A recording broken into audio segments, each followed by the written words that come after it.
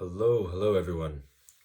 It has been a while since I recorded another video, and I've been meaning to. And my trip is now, I'm further along in my trip, but I do need to record. Um, so I had some thoughts tonight, um, and yeah, where am I in my trip? So I'm actually about to head over to Korea, which is why I wanted to record a video about what I see happening in Japan over, because obviously I was here last year traveling for 3 months, and then now I've been here for another 3 months. So altogether, my time in Japan has been like 6 months over the past 2 years. So half a year now. And a good amount of time, that's been a good amount of time to really get to know my Japanese half, Japanese culture, my Japanese family here. I spend a lot more time with my family, thankfully. Been able to talk to them some more. Been able to just make deep friendships and friendships that we're able to have important conversations. Um, and so and I still feel that I could do a better job. Definitely. Um, but it's been an amazing trip. It's been amazing. It's been fantastic. And even though I think in this I'll be giving somewhat of a diagnosis for what I see in Japan, um, it's I still love Japan. Like that's the thing. Like I'm but that's also the truth of something that you love. When you love something, you want the best for it. So the only way in which you can help is to make sure that we as a people are aware of the problem, right? So what is our problems? What is our, and that's the thing is like I take for the Japanese people, they're people that I love. It's a culture that I love, and I've only grown to love more as I've gotten to know more. But with that comes the knowledge that you obtain of like, okay, what's the dark parts of Japan and the things that aren't so pretty and the things that are really difficult. And we need to be able to combat those, right? We need to work together to combat those. It's a group effort. It's not just one person doing it. Um, and so, yeah, so super important. Um, yeah, yeah, I want to talk about uh, Japan. Japan. Well, let me get my water real quick. 1 second. Okay, got it. Okay. So what overall is my diagnosis for Japan? Um, as many of us probably know, Japan is already in a declining population. They have massive pressure at this point from the elderly upon the young. So there's a lot of old people, and the numbers are only increasing in the sense of like the amount of old people outnumbering the young, and people are not having children. So I mean, it's a similar problem in some ways that we see in Korea, but it's different, and I'm limited in my knowledge of exactly how they're different, but I would say that I would bet money that they are quite different. Maybe they've come about somewhat similarly, but the attitudes of Japanese and Korean people are utterly strikingly different, I think. And I can talk more about that later, but um I want to start back all the way with World War II. Um because I think we can't ignore the effects.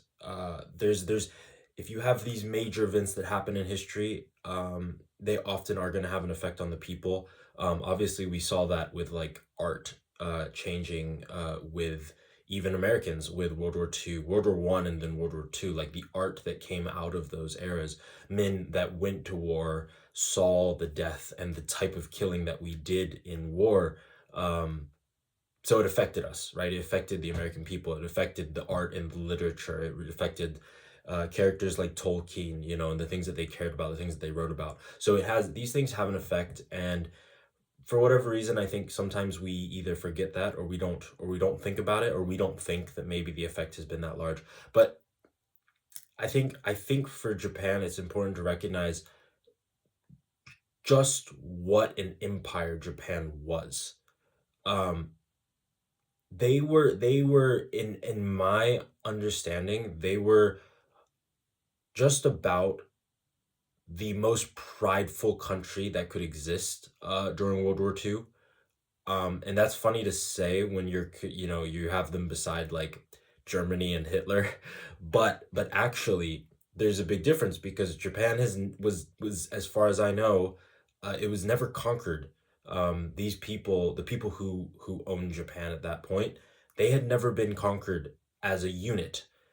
Yes, they had had wars and they had had civil wars amongst themselves, but as a people, no foreign power has ever conquered Japan.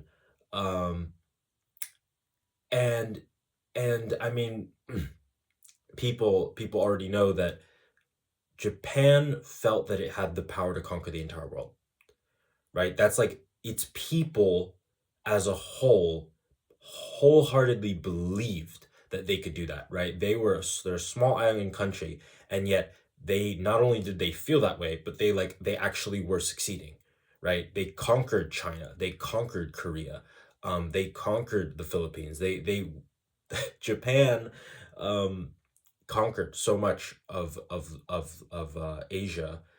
They were succeeding. They were actually doing and following through with what they were saying they were going to do. So that's amazing. That's crazy. It's wild. But we have to understand what a difference then the world becomes to the Japanese people um, after World War II, right? You go from essentially being the most prideful country you could possibly be, trusting in yourself so much, right? And then with the atomic bombs, having your feet essentially cut out from underneath you. Um, Now, there's two major things that I usually, from what I can tell, I contribute to what we see in Japan today, right? Um, and when I say that, I mean a lot of the problems we see in Japan today. Um, One, America m- forced the Emperor of Japan to renounce his godhood status. Okay, we almost can't comprehend that because, especially in a Western culture, like again, if most of our foundation people are going to understand it from like the perspective of God, Jesus, right? It would be like you could kind of try to imagine that somebody somehow found a way to literally disprove God, like to the point where it was just so undeniable, right? They could whatever, they built a time machine, they went back and they found out that Jesus wasn't Jesus, right? Like if there was some, again, we can't even really, as Christians, people who are Christian, there's really no way, right? There's no way to so harshly disprove. But in this case, this is a country where God, the emperor was God, right? He was essentially the closest you could get to like godhood, and he renounced his power, right? He came to the public and said, "No, no, actually, it's all a joke. It's all a ruse. I have not been an actual like God level being." Okay, so that is the belief of the Japanese people completely getting destroyed, right? So like that's one. You can already try to comprehend like, well, what effect that might have on an entire people then to have your god essentially have his head cut off, like in a symbolic sense, right? He's dead, your god dies, right? And not in the Renaissance way in which we did it with science in the West. It's like, no, no, no, your god was forced, and it's like it's done, right? Your country is no longer winning the war, they've given up. And then what happens is that your leadership in your country, the people who have been leading your country militarily, a lot of the generals who were in charge, when the emperor renounced his godhood, when we lost the war, right? A lot of these generals committed seppuku, right? Which is it's the suicide, right? You put the small knife in and somebody cuts your head off. So So not only did you have your highest standard for the Japanese people, that was God level, and you had the leadership of the country, many of them killed themselves, right? So what imagining what that must do to the Japanese psyche as a whole, right? you lose so much of the foundation you've grown up with, right, over the past centuries. Um, what how does that affect you? What's it going to do to you? So what I see, one of the problems that I see in Japan is a lack of masculinity, right? That's one of the biggest things that I see, and it's not really a secret. If you go and watch people interviewing Japanese women, um, they don't they don't tend to look at Japanese men as being that attractive, right? They don't tend to look as at Japanese men as like actually fulfilling their roles very well. Um, and and they're attracted to like Spanish guys, and because it's like, oh, that's they see that as like those are masculine men, right? And they're passionate men, those are men who could, who can love with passion. It's like, yeah, it's all kind of in there. They can see that. Japanese women can see that. Um so that's a big problem, and that's why I brought that up, is I tie that into the history, right? I think that a lot of what we see in today, Japan's kawaii culture, its cuteness factor, which is, people have compared it as like a joke, right? To like Japan of World War II to like Japan of today, right? It's like the stark contrast between those two.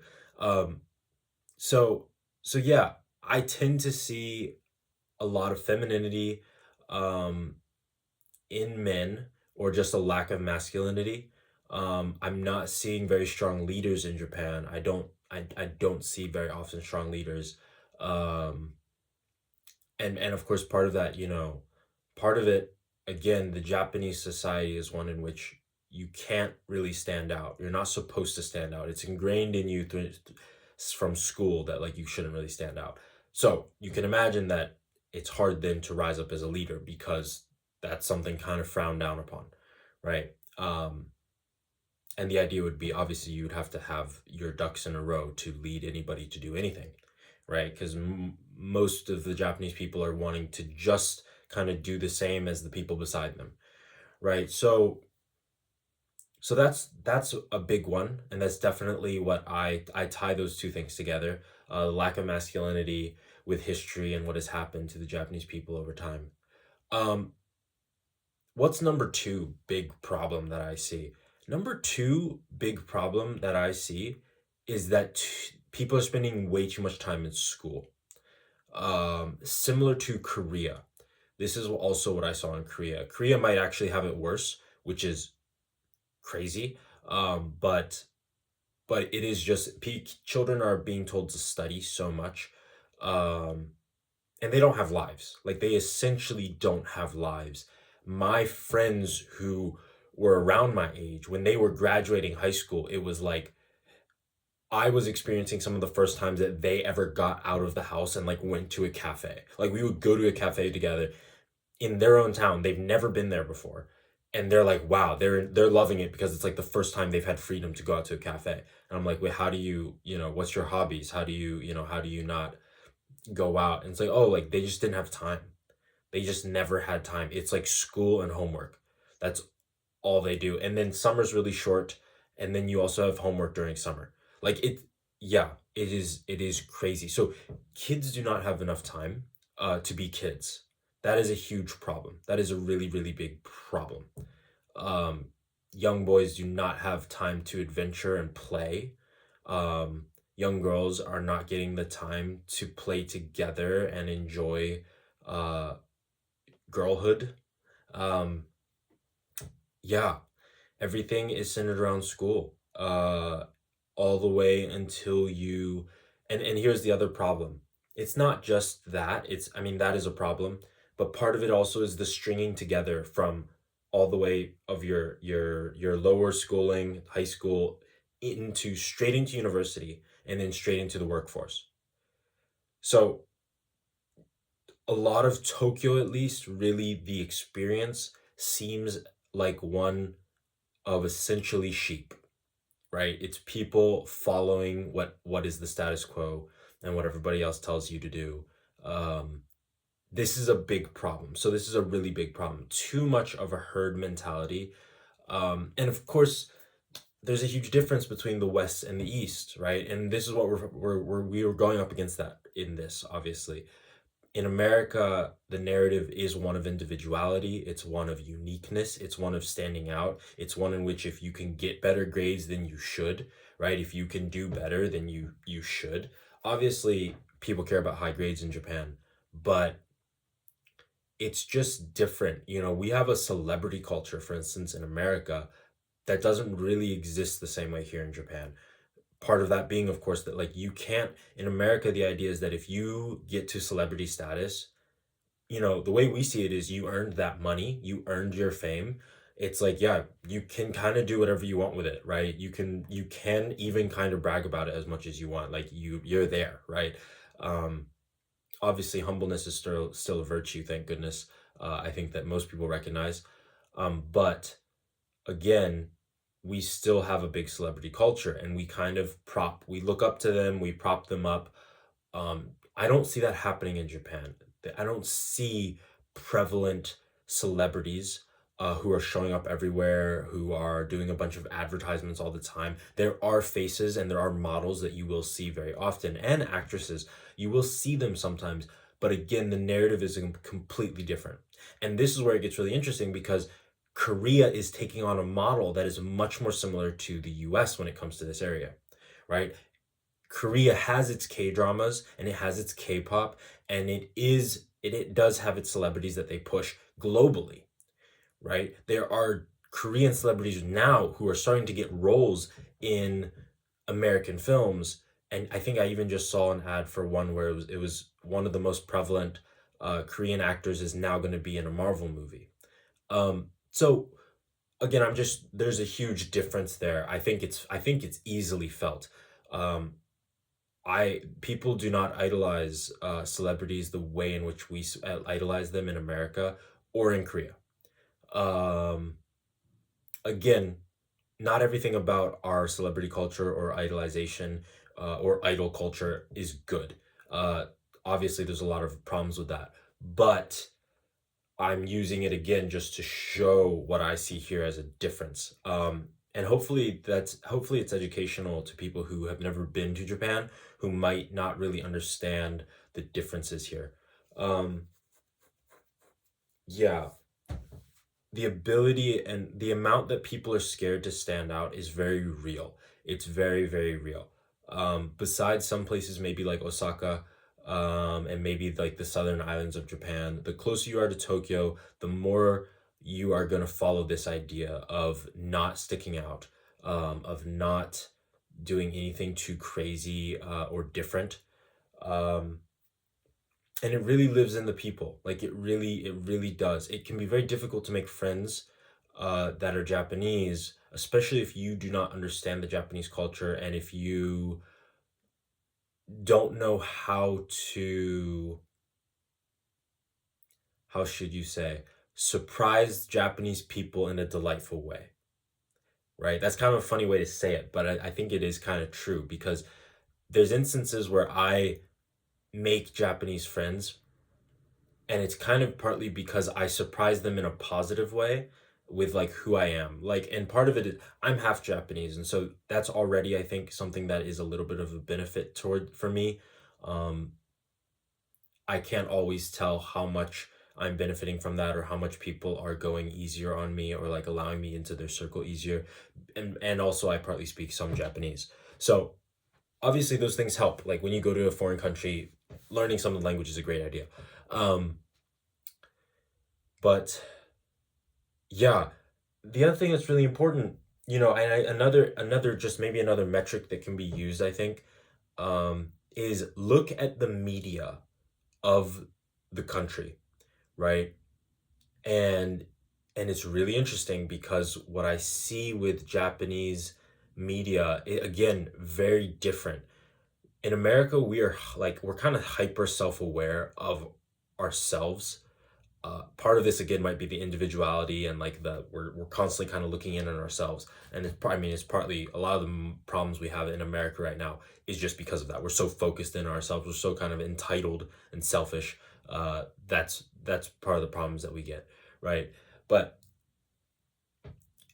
Japan's what I see on like Japanese TV, for instance, is a certain, what at least at first feels like a lack of awareness of the self, actually, which, so that's interesting because again, and it kind of makes sense, right? Because if the society is set up in such that, like, well, we're all kind of having a conversation around subjects, right? We're not being too forward, and we're we're talking together. We don't want to really disagree about anything. We're not having online debate, right?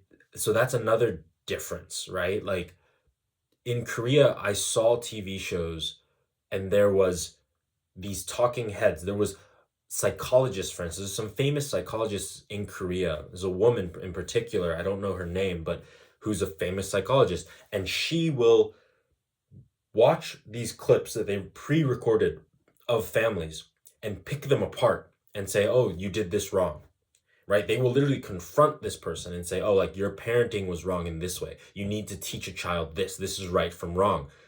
So they're not afraid of right from wrong. That's one. That's two. Obviously, Christianity is instilled in Korea. So that makes a lot of sense, right? We're going to share a lot of with Korea, I think, because of that, because they had a revival. 25% of Koreans are Christian. And so obviously, yes, there's going to be a lot. There's not much Christians, like 1% of Japanese people are Christians, right? So it's a very low number.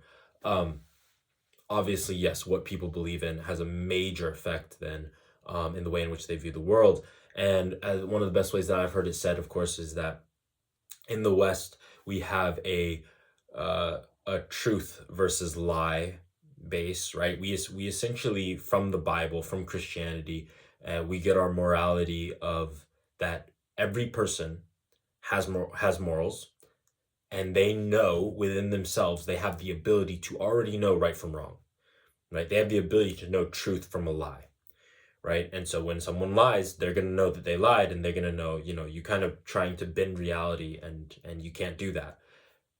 So that's what we do in Asia, in China, and well, again, I don't know China very well, but in Japan, especially Japan, it is more of a honor and shame based society, right? And those sound like they can be the same things, but they play out very differently, because we kind of have the idea in America that it's kind of better to tell the truth almost no matter what, right? Which might seem obvious to Americans that, like, yeah, of course, but that's not obvious to everyone in the world. And Japan is exactly that example. Again, if you are an honor and shame based culture, that means that certain things bring shame upon you and your family, which is that it'll bring shame if somebody else sees it, right? Like, yes, maybe something shameful happened, but in order to decrease that amount of shame, we'll cover it up, right? That's kind of different than in America, where it's, well, no, if I did something wrong, it doesn't really matter who saw it or who didn't see it. I just did something wrong, and I should pay the consequences for having done something wrong, right? That's not really the same function of honor and shame. Honor and shame is more reliant upon whether people saw it or not, whether the people around you know about it or not, right? So that obviously changes a lot of our basis for morality and what we're choosing. It's like, if I can decrease my sin, decrease my shame by simply putting it under the rug, by avoiding it, by not giving it much attention, right? Then that would mean that I've succeeded, and now I can go on living my day as a regular good person. That's the honor and shame based version, right? Which obviously doesn't hold the individual accountable, right? Again, the individual, because that's how we work in the West, is that the individual is held accountable by truth and goodness all on their own, right? Um, and justice will be served to them. It's like that is our one of our base components for morality in the West, coming from Christianity and our understanding of it. Um, and so we don't have that necessarily here in Japan. That's not. That's not how people function necessarily. And one of the other scary things that has happened and is having a major effect again in Japan is that since the rebuild in Japan after World War II, the Japanese society has been trying to imitate the West, right? They've been trying to imitate. They rebuilt, and it's like, okay, they started to take on the music coming from America. They started to and you can totally see that in their city pop. I mean, and now it's funny because it's the Japanese city pop has moved back into America now, so a lot of people actually like Japanese city pop. But of course, they took those sounds and those instruments from America during the rebuild. Um, but what am I talking about? It's on the bigger scale. Japan has been trying to import independence, the idea of independence and individuality. They've been trying to adopt that. Now, the problem is that in America, our individuality comes from Christianity. Our understanding of Christianity helps us know that people shouldn't be slaves because everybody has an inherent right. They're a human being and they have this value. People shouldn't be slaves. People should have freedom of religion. And you, as a person, are an individual, are a unique and wonderful individual with your own personality, right? And so we want to facilitate and give you these freedoms to be able to kind of do the best that you can with what you've been given as a human being. That is our Western idea. But again, we get this from the Bible. And so one of the problems that we see is that Japan is trying to import the independence idea, the individuality into themselves, but without Christianity, right? They're trying not to practice that. They're trying to reject any type of religion while taking on the individuality. The reason that is problematic is that Christianity, where it comes from for us in the West, where our morality comes from in the West, is coupled together with love. That's the basis of Christianity, right? Is love. God is love. Jesus is love. So your individuality in America is one in which that should always be coupled with compassion, care, and love of other people. That's why that works rather well, right? And people don't even realize that they're still doing it in America, even if they wouldn't proclaim themselves as a Christian. Most people's their morality comes from Christianity, and they might not realize that, but that's the Western morality. And so these things take time to build and figure out, and we may think that like, oh yeah, everyone just has the same morality. But again, that's not true. And all you need to do is really come to Japan and understand and see a world where the morality is different. The basis for morality is different. And so American people are still practicing, whether they realize it or not, whether they proclaim themselves as Christian or not, they're practicing Christian values most of the time. Even people on the far left are practicing the Christian value. They're looking to see if you have compassion, right? They're looking to see, like, do you have a heart? Do you have compassion for minorities or people who are who are hurting, right? That's what they want to see. That's what they care the most about in some ways. And that is a Christian idea, right? It's a Christian ideal, one in which is like, yeah, you should care for the poor. You should care for the afflicted. You should help your fellow man, right?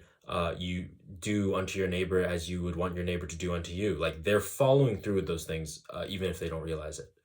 So that's why the individuality in America functions, rather in some ways it functions. But for Japan, they're atrophying because they're trying to take in the individuality without the love, right? Individuality without love is just plain selfishness and self-centeredness, and it's cold, right?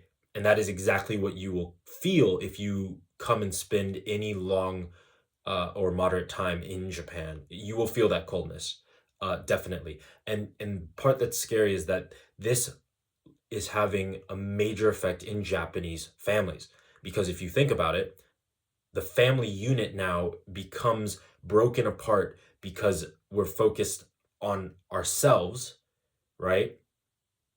But Japanese society is teaching you that you're supposed to not disturb those around you, that you're not supposed to be too different from those around you.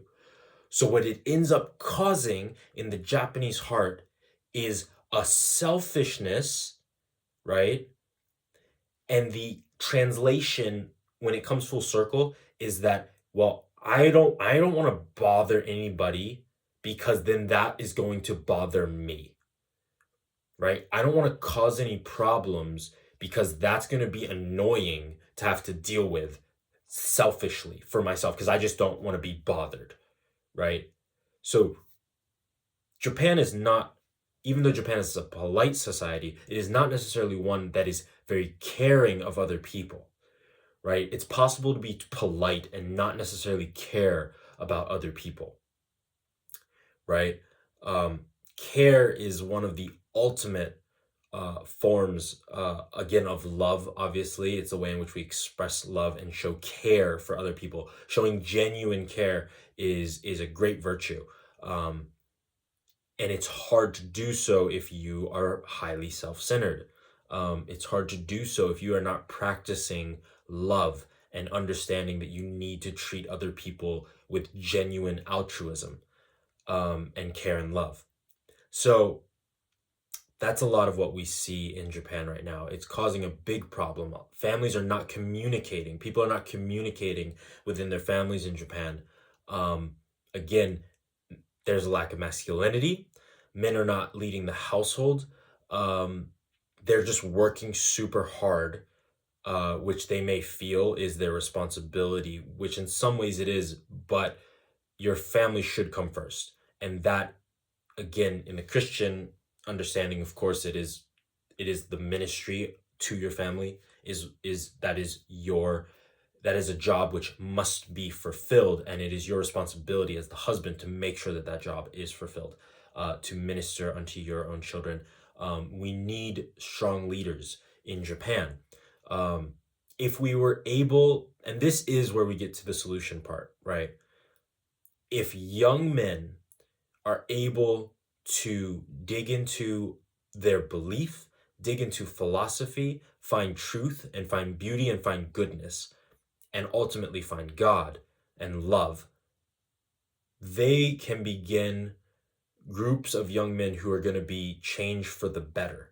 The ability for young men to take action is immense, and all they need is good leadership to be able to hone the power that they have inside of them. Um, Most young boys right now in Japan are being brainwashed, and it's being wasted, uh, on having to sit in a chair for most of their life, right? It's sit in a chair, do your work, do your school, then it's get a job. They're not doing much, right? Another funny correlation that we see, I'm half Japanese, right? I'm connected to a Hafu community, people like me who are half Japanese. I haven't done the numbers yet. I haven't gone out and like tried to take numbers yet, but most half Japanese people are Japanese from the mother, right? So just like think about that for a second. Why is that happening? Why is it that most Japanese are the mothers? So obviously I already said that Japanese women are not finding Japanese men that attractive on average, and they're looking elsewhere. So you can kind of guess that, like, oh, okay, they're doing the opposite of what we're doing in America, because in America we're starting to look for Asian wives. Kind of funny how we're flipping like that. Men in America, what was it? What's the word, the catchphrase for that now? Passport bros. Passport bros, right? Men in America are losing faith in women in America, because women in America are less and less, or haven't been in the past many years with the rise of feminism and toxic feminism. Um, a lot of women have lost femininity, and they're uh, pushing their nose up towards men, believing in patriarchy and stuff like that. And so all of a sudden, Asian women are resembling women a lot more than Western women. right? Men come to Asia and it's like, oh wow, this woman um, actually is relying on me, actually is looking up to me, actually is respecting me. So it's funny because now we're having a reverse happen, and you're gonna have those two parties are gonna be left out.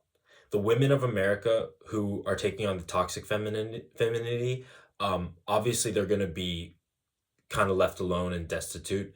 And the same thing's happening here in Japan for the men. The men are working too hard and they're not focusing on having adventures and learning about the world. And they're not changing the system. They're not doing any type of revolution for the system of Japan. They're not trying to do new things. A lot of them are just following along. And they do have immense pressure. They have immense pressure from their families to carry on the family name, whatever that means in modern today's society anyway. But they, again, they have immense pressure. So what we're seeing in the Hafu community is that most Hafu are coming from Japanese women, not from Japanese men, right? Japanese men are staying in Japan and they're working. Japanese women are the ones traveling. They're the ones going out and meeting other types of men, right? And falling in love with foreigners, right? And actually genuine masculine men who haven't lost their masculinity, right? Um, and so it is bizarre. One of the things that's interesting though too, and this is where again I start to have some hope. Japanese women seem to not have garnered an extreme amount of resentment towards Japanese men. And it's surprising because obviously that's what we see in America. Part of the rise of toxic femininity, I believe, is due to the failure of masculinity, right? The failure of masculinity in America has been what has allowed for the criticism to come for or toxic masculinity, right, to become now an object of criticism. Um, People are not given enough examples of what real masculinity is in America, um, and the all too prevalent toxic masculinity is then that's what gets stamped onto masculinity, and that's the rise of toxic femininity. Again, these things are in an interplay, right? Men and women, we've been for ages. The interplay between men and women, the feminine and the masculine, right? It's kind of like a war that continues to go on. But again, back to my point, the surprising thing is that I don't see a huge amount of resentment in Japanese women. In fact, I've actually heard of people who tried to kind of import feminism into Japan, and Japanese women essentially outright rejected it, because they realized, like, oh, yeah, no, we don't really want to disrespect our men, and we don't really want to, make it any harder for us to have successful families. So that's amazing. Yeah, that really is amazing. And my hope is just that Japanese men will rise to the occasion and realize the great opportunity because Japanese women haven't really turned their backs on the Japanese men.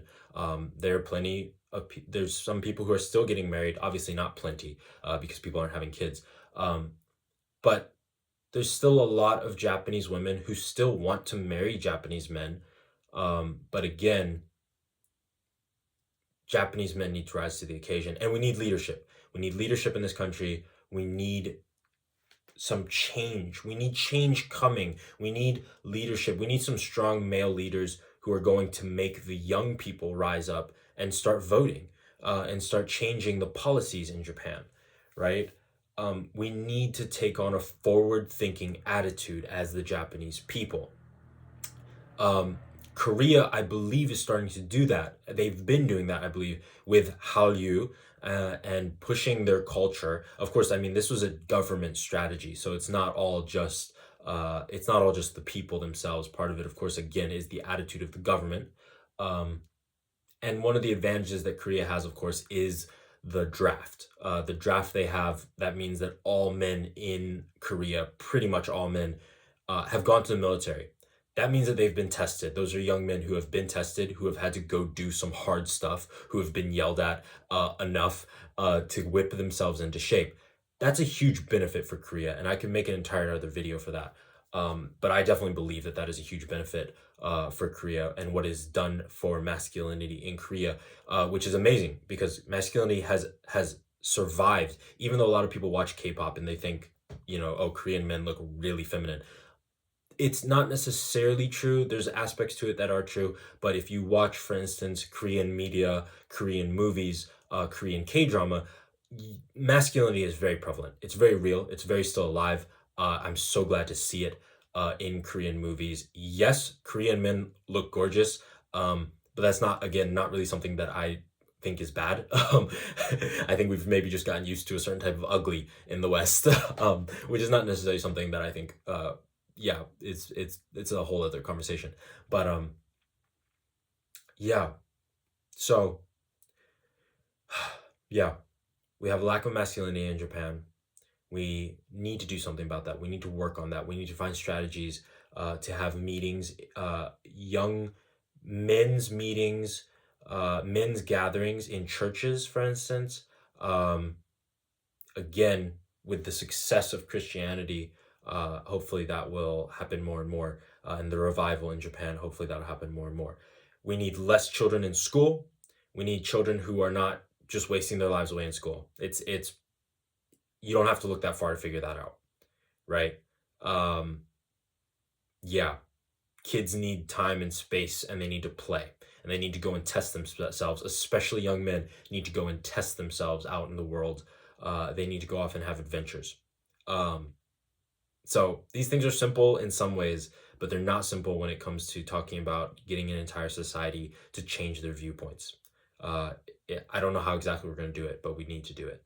Um, and we need to learn more about Japan's view of itself. Talking with my friends in Japan, and this is what they tell me, most Japanese people do not have hope for the future. Okay, that is so sad to hear. Um, but we need to learn how to have hope. We need to learn how to push for the future. We need to learn how to aim up and be positive forces for change and believe that we can do that. Uh, we create the world that's around us. So it's each individual's, again, responsibility to be a part of the solution to make the world a better place, to make Japan a better place. Um, So, yes, we need to work on this, and these are areas of major concern for me with Japan going forward. Because right now, I don't see Japan headed in this direction yet. We are not succeeding currently with where we are headed as a Japanese people.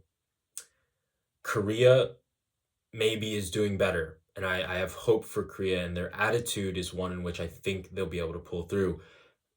Japan, I'm unsure of right now.